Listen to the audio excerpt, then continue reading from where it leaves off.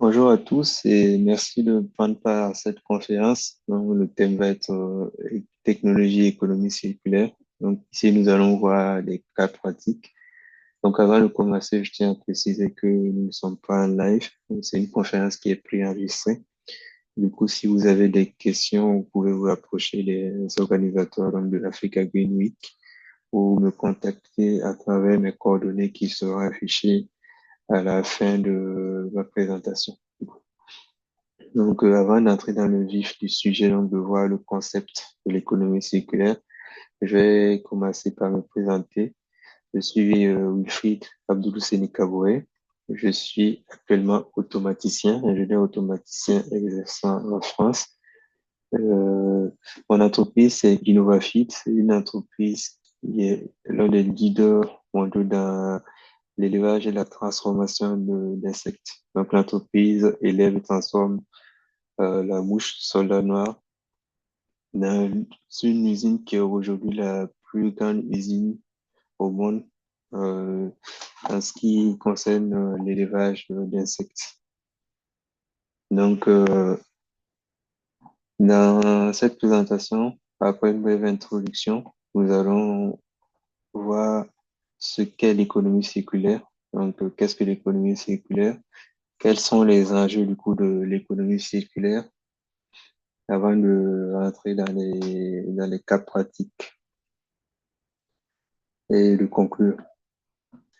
Et donc, l'économie circulaire, c'est quoi? C'est un concept qui vient en opposition au modèle de production actuel, donc qui est, quand on dit traditionnel, du coup, c'est un modèle de production qui est linéaire, donc qui consiste à extraire les ressources, donc à aller chercher les ressources et matières premières, à produire avec, à donc fabriquer des produits, des matériaux, à les consommer et ensuite à les jeter. Donc, dans les décharges publiques, si on veut. Et donc, l'économie circulaire vient en opposition à ce modèle de consommation que l'être humain pratique depuis des années. Donc, qui va prôner une consommation durable et régénérateur des ressources. Et donc, qu'est-ce que l'économie circulaire? L'économie circulaire, c'est un modèle de consommation responsable. Donc, on va dire que c'est un nouveau modèle qui prône la consommation responsable. Et l'économie circulaire tourne autour de trois axes principaux. Donc, le but de l'économie circulaire, c'est maximiser la valeur des ressources et optimiser la durabilité des matériaux. Et aussi, l'objectif, c'est de réduire les déchets. Donc, c'est un modèle qui va chercher à maximiser les ressources, donc les matières premières, tout en minimisant au maximum les déchets, avec pour objectif d'avoir zéro déchet. Donc, on a les trois principes, on va voir les trois principes fondamentaux. Donc, le premier principe, c'est maximiser la valeur des ressources. Donc, c'est-à-dire que maximiser la valeur des ressources, c'est chercher à réintégrer les matériaux en fin de vie dans le cycle économique, c'est-à-dire lorsque nous consommons des produits, c'est pouvoir, une fois que ces produits sont en fin de vie, pouvoir les réintroduire dans le cycle économique et avoir ainsi un cycle vertueux perpétuel, en fait, de valorisation des ressources. Donc, le but, c'est de cette valorisation, ça permet de créer aussi de nouvelles opportunités, donc, dont on va discuter tout à l'heure. Ensuite, la durabilité, c'est chercher à utiliser des matériaux qui vont être renouvelables et donc et avoir un faible impact environnemental. Donc, renouvelable, c'est surtout les matières biologiques, on va dire, par opposition aux matières qui sont limitées. Donc, on va dire des matières fossiles, par exemple, dont l'exploitation va être limitée. Donc, c'est privilégié dans notre consommation, dans l'utilisation des matériaux, des matières responsables. Donc, ce qu'on peut voir ici, c'est par exemple si on parle des matières limitées, des matières premières qui sont limitées. Même si nous savons que c'est des matières qui sont limitées, on peut, par exemple, imaginer les réintroduire donc, dans le cycle plutôt que d'aller à chercher à nouveau, donc tout le temps chercher à extraire, à épuiser les ressources, de réintégrer ce qu'on a déjà utilisé, ce qu'on a déjà exploité, les réintégrer dans le cycle économique. Ensuite, la réduction des déchets, c'est penser lors de la conception des produits et des services. Ça peut être des produits, mais aussi des services. Donc, c'est penser lors de la conception de ces produits-là de telle sorte que lorsqu'on finit on finit ces produits-là dans le cycle de vie de ces produits, puissent être utilisés et réutilisés au maximum. Donc, réparer et réutiliser. Et une fois que c'est plus le cas, qu'on ne peut plus les utiliser, donc les réutiliser, pouvoir les recycler. Donc, c'est utiliser des matières premières, comme j'ai dit, biologiques, recyclables, qui vont permettre de réintroduire d'exploiter les matières premières, les produits en matières premières. Donc, l'économie circulaire est basée sur 7 piliers. Donc, ici, on a deux infographies. Sur la première infographie, on va voir l'économie circulaire. De la première infographie, on va dire l'infographie qui est à gauche, donc l'info qui est de couleur jaune. On voit que ce concept d'économie circulaire là prend en compte diverses entreprises, les territoires. Donc, c'est un modèle qui englobe tous les acteurs. Et le modèle de droite, c'est plus un modèle qui va concerner une entreprise en particulier, un service en particulier. Donc, je vais essayer de détailler les différents piliers. Donc, on peut commencer par exemple par le recyclage industriel. Donc, ça rejoint ce que j'ai dit tout à l'heure, c'est de pouvoir recycler les déchets. Donc, la gestion des déchets, pouvoir recycler les déchets et les réintroduire dans le cycle en matière première. Donc, l'approvisionnement durable, c'est plus aller chercher des matières premières de façon responsable, sans les épuiser, sans aussi épuiser la nature. Par exemple, si on va chercher du bois, éviter une déforestation massive. Si c'est les matières premières fossiles, aller les chercher de façon responsable plutôt que de les surexploiter. Alors, l'éco-conception, ça rentre dans notre façon de penser, on va dire, on va chercher à concevoir des produits qui vont être durables, donc qui vont être responsables. Et si je, dans l'éco-conception, je peux prendre par exemple l'exemple des packaging, où on voit de plus en plus des packaging en papier, remplacer le plastique, etc. Donc, c'est de penser de façon responsable et concevoir de sorte que les produits vont être recyclables à la fin. Ensuite, nous avons la partie production, écologie industrielle. Écologie industrielle, c'est en fait, on sait que aujourd'hui les usines polluent beaucoup, donc polluent énormément. Donc, c'est imaginer de nouveaux modes de production, donc de nouveaux concepts qui vont permettre de produire de façon responsable, donc aussi également donc avec le moins de ressources possible et générer le moins de déchets possible.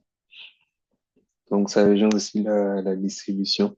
Donc, une fois qu'on a conçu nos produits, on a fait de la production, c'est pouvoir avoir des cycles de distribution qui vont être responsables. Là, je peux par exemple prendre l'exemple ici dans le nord de la France. Je peux prendre l'exemple de la construction d'un canal qui est en train de se faire. Donc, c'est un canal qui va relier diverses villes du nord. Il faut savoir que dans le nord de la France, il y a beaucoup d'usines. Et donc, ce canal-là, il va permettre de s'affranchir au maximum de la route, donc de la distribution et des matières, donc de l'acheminement des produits via la route. On va passer par les approvisionnements par bateau, en passant par le canal, par ce canal-là. Donc, c'est un exemple, par exemple, de modèle euh, d'écologie industrielle à travers la distribution des produits. Ensuite, le cinquième pilier, c'est l'économie de la fonctionnalité ou aussi l'économie collaborative. Et donc, ça concerne, on va dire, la consommation. Si on parle d'infographie de droite, l'économie de la fonctionnalité, économie collaborative, mais aussi la réparation et la réutilisation on va dire, des produits. Et donc, l'économie de la fonctionnalité, c'est un concept qui est assez intéressant. C'est un concept qui prône en fait l'usage des produits, donc l'usage des objets plutôt que leur possession. Donc, ça va être par exemple louer un vélo plutôt que d'acheter un vélo. Si vous avez par exemple, allez, si on prend une dizaine de personnes, si chacun a son vélo, ça fait 10 vélos. Par contre, si on a un seul vélo qui est utilisé par ces 10 personnes-là, donc c'est chacun va utiliser le vélo et donc à l'usage plutôt que posséder ce vélo. Donc, je peux prendre l'exemple, par exemple, des Vélib à Paris, où on a des vélos qui sont à libre service, qu'on peut louer, qu'on peut utiliser et venir les déposer. Par exemple, aussi, on peut prendre pour la partie, le marché de l'occasion, on peut prendre l'exemple de Back Market qui, qui fait le reconditionnement et la revente de produits électroniques. Il y a Vinted qui gère les vêtements d'occasion. Et on voit qu'ici, il y a même les grandes marques commencent à se mettre dans le marché, sur le marché de l'occasion avec, par exemple, Amazon seconde main ou Kiabi seconde main également, qui commencent à réintégrer, en fait, les produits d'occasion sur leur, ils se mettent, en fait, se positionnent sur le segment de l'occasion. Donc, pour l'économie de la fonctionnalité, j'ai donné l'exemple des vélos, des trottinettes aussi. Ça peut être des voitures qu'on trouve en location, en libre service. Vous avez besoin d'une voiture, vous partez louer la voiture, vous utilisez, vous venez vous déposer la voiture. Pour l'économie collaborative, on peut prendre par exemple l'exemple de Blablacar, où c'est le covoiturage, où les gens publient des trajets et ils conduisent d'autres personnes d'un point A à un point B. On a Uber aussi où l'utilisateur, donc un particulier, va utiliser son véhicule comme taxi. Il y a le financement participatif aussi où un particulier va présenter un projet et d'autres particuliers vont venir investir des fonds dans ce projet-là.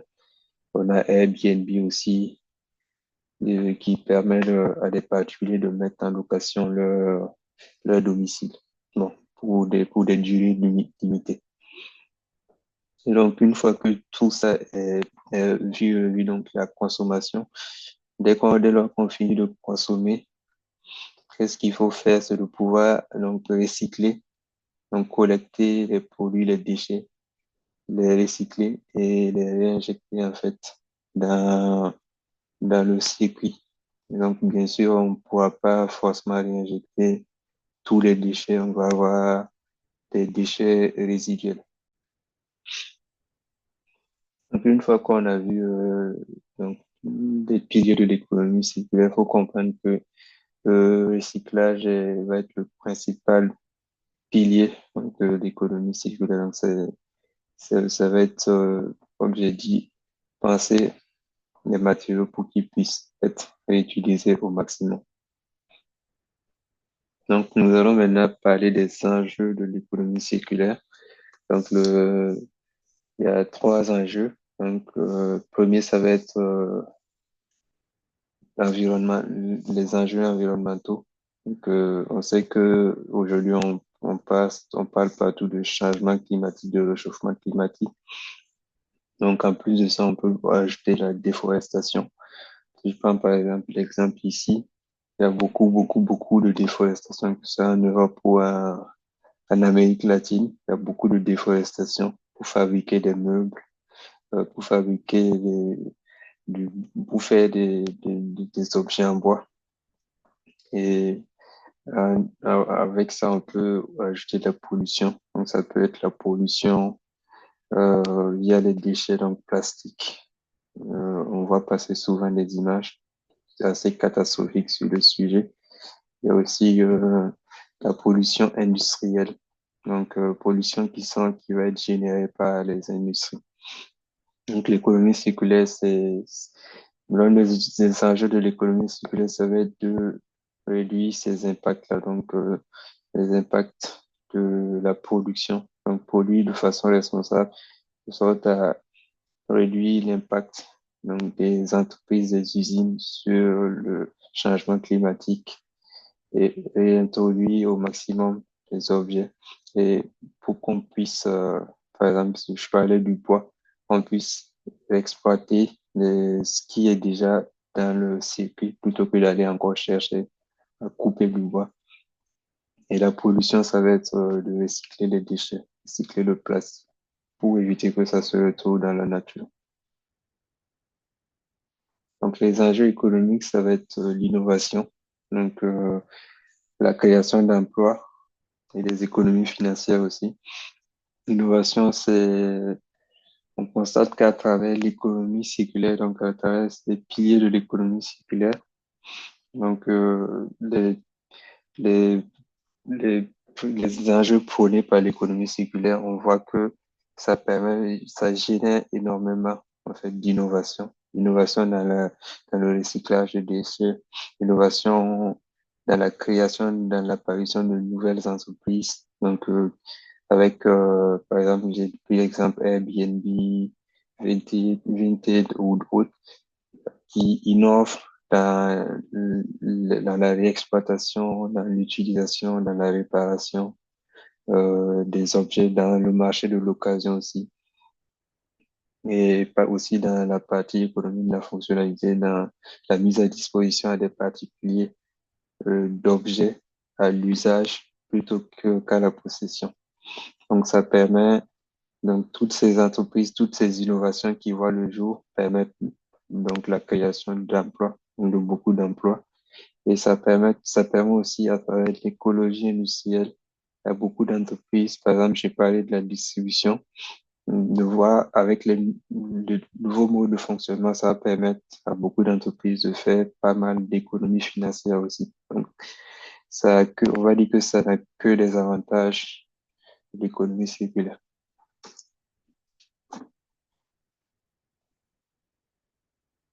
Ensuite, on va parler des enjeux sociaux.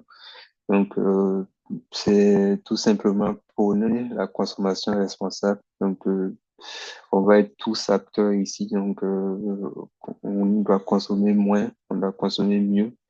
On doit pouvoir utiliser et recycler au maximum les objets qu'on achète et ou qu'on veut louer plutôt que d'acheter. Donc, c'est l'économie circulaire veut installer en fait, dans le mode de vie, dans le mode de fonctionnement, une consommation responsable. Donc aussi sensibiliser tout le monde donc aux enjeux climatiques et environnementaux dont on a parlé tout à l'heure. Et ici, tout le monde doit être acteur de la préservation de la planète. Et c'est très important pour les générations futures. On voit que la planète commence à être vraiment malade.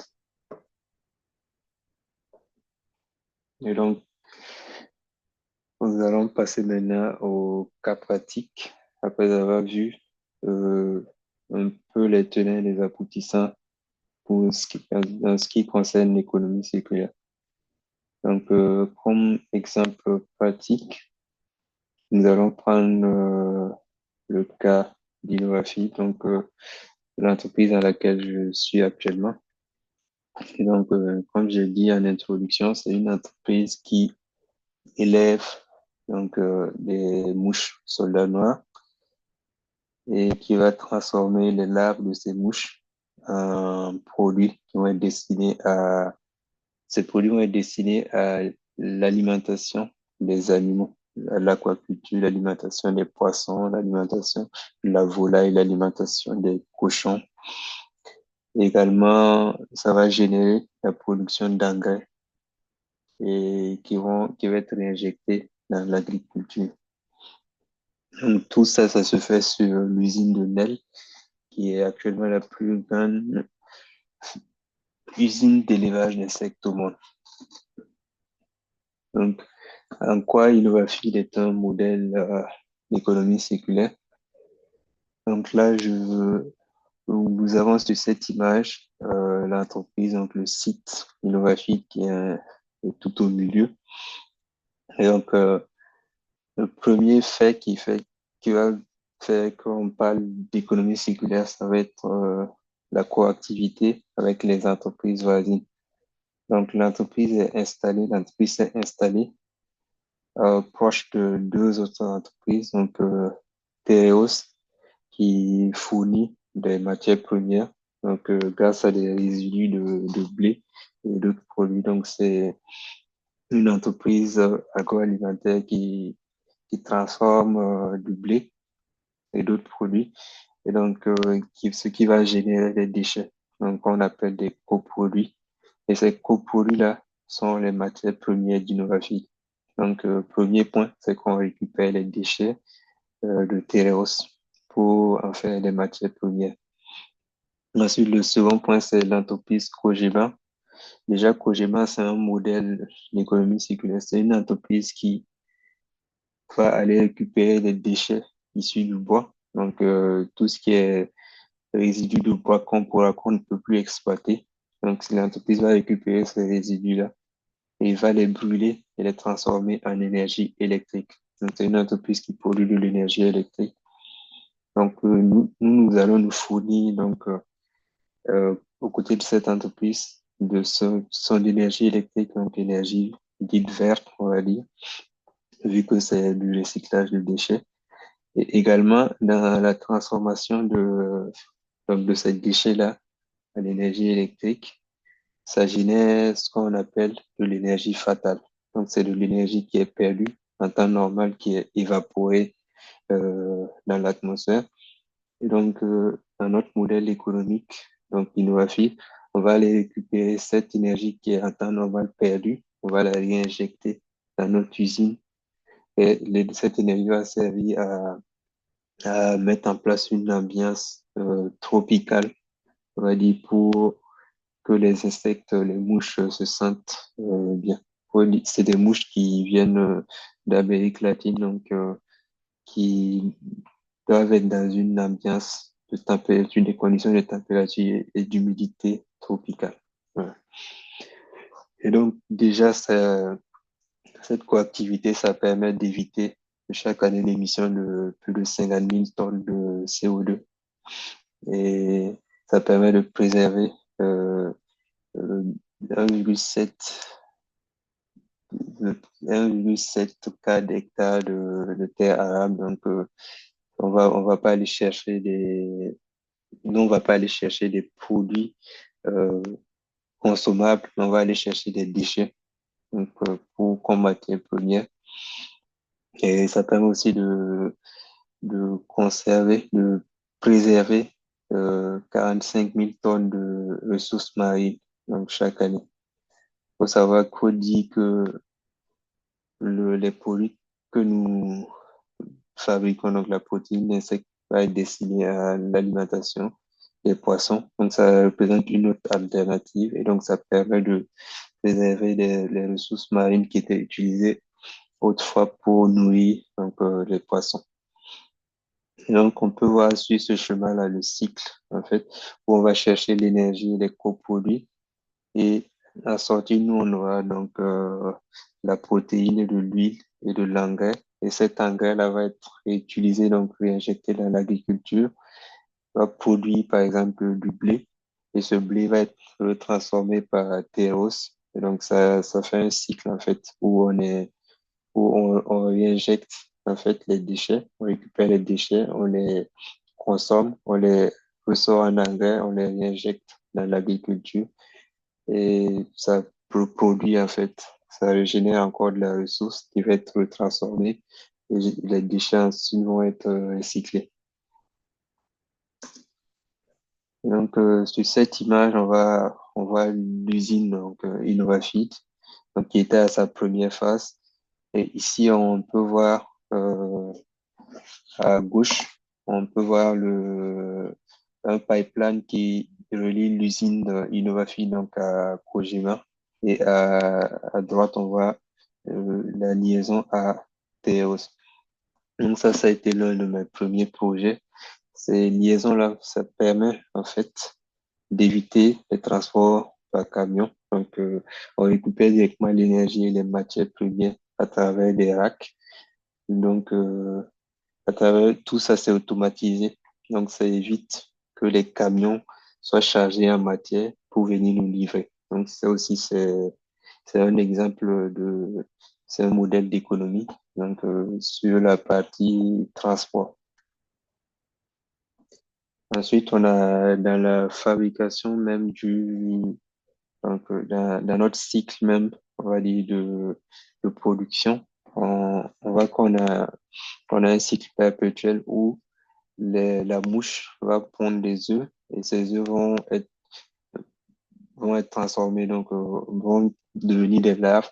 C'est des larves qui vont être transformées en protéines, en huile, en engrais.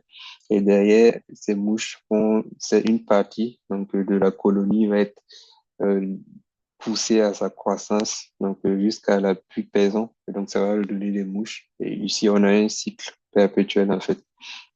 Donc, il n'y a pas on n'a pas besoin d'aller chercher encore de la ressource. Donc, ça se renouvelle perpétuellement.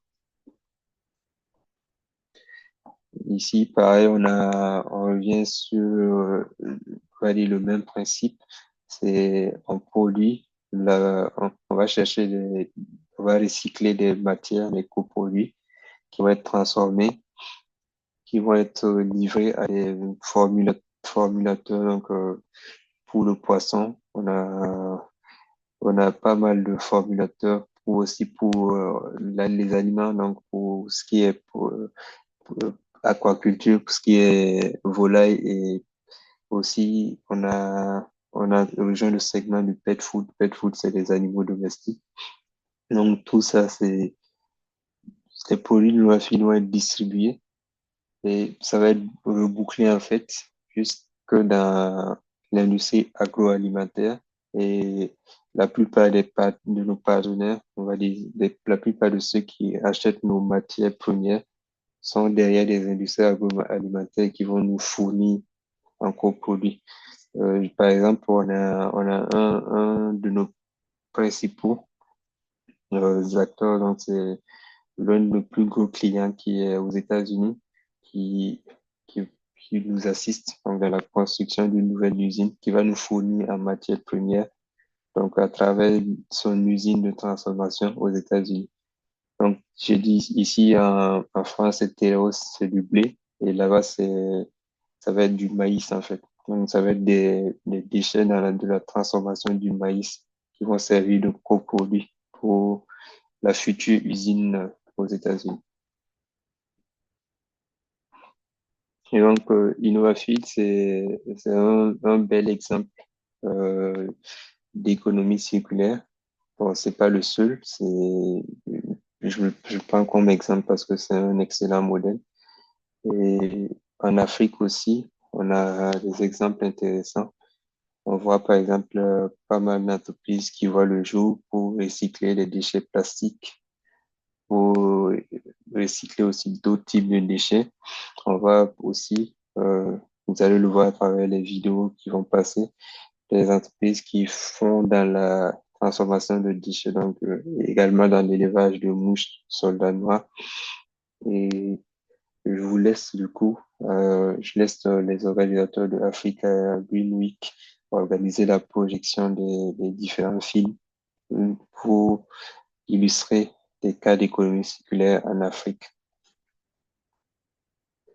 Donc, pour conclure, on peut dire que l'économie circulaire, c'est une solution qui est très prometteuse, pour un avenir qui va être durable. Donc, on parle beaucoup de, de tarissement des ressources de la planète. Et l'économie circulaire, ça va être un bon moyen de retarder au maximum, voire de permettre de régénérer certaines ressources. En réinjectant au maximum les matières, les matériaux dans le cycle et en évitant d'aller chercher tout le temps de la matière première limitée. Essayer de renouveler au maximum, consommer de façon responsable et produire de façon responsable aussi. Tout ça, ça nécessite la collaboration de tous les acteurs. Donc, ça va être l'État, ça va être les entreprises, ça va être nous en tant que citoyens. On doit tous prendre part de façon active à, à prendre des actions qui vont permettre en fait d'aboutir à une meilleure préservation de la planète. Donc, merci d'avoir suivi cette conférence. Comme j'ai dit, je ne suis pas en live, les vidéos seront projetées juste après cette présentation. Vous avez ici mes coordonnées. Et du coup, si vous avez des questions, si vous avez des interrogations, n'hésitez pas. Et je reste disponible pour y répondre. Donc, merci d'avoir pris part à la conférence et je vous souhaite une excellente suite de journée. Au revoir.